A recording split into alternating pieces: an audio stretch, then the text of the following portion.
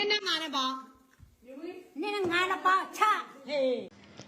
ပြုံးစီခြင်းလို့တင်လိုက်ခြင်းဖြစ်ပါသည်မကောင်းတဲ့ဘက်ကမကြည့်ပါနဲ့တော့ရဲ့ TT channel လေးကိုလည်း subscribe ကလေးနဲ့အားပေးခဲ့ပါအောင်ခင်ဗျာနေ့နဲ့ငါနဲ့ပေါ့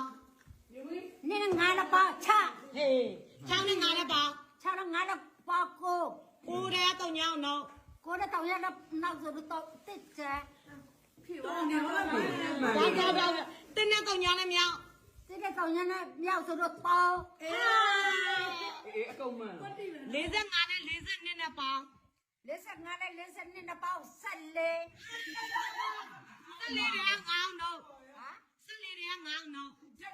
ငါနဲ့နောက်15ရေအင်္ဂလိပ်လို့ပေါ့ရေ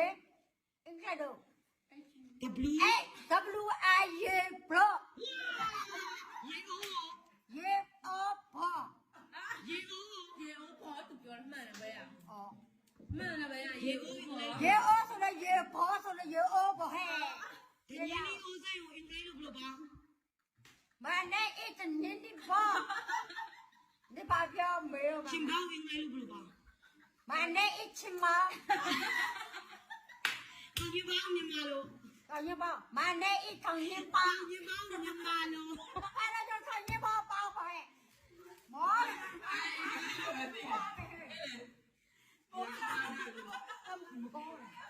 ကြာမငါပါယူနေကောင်းမြန်မာနဲ့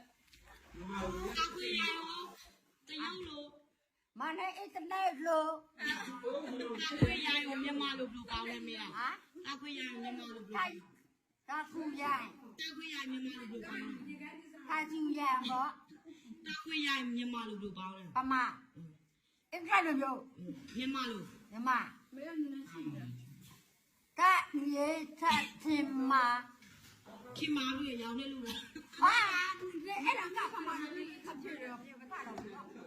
လေစောက်တော့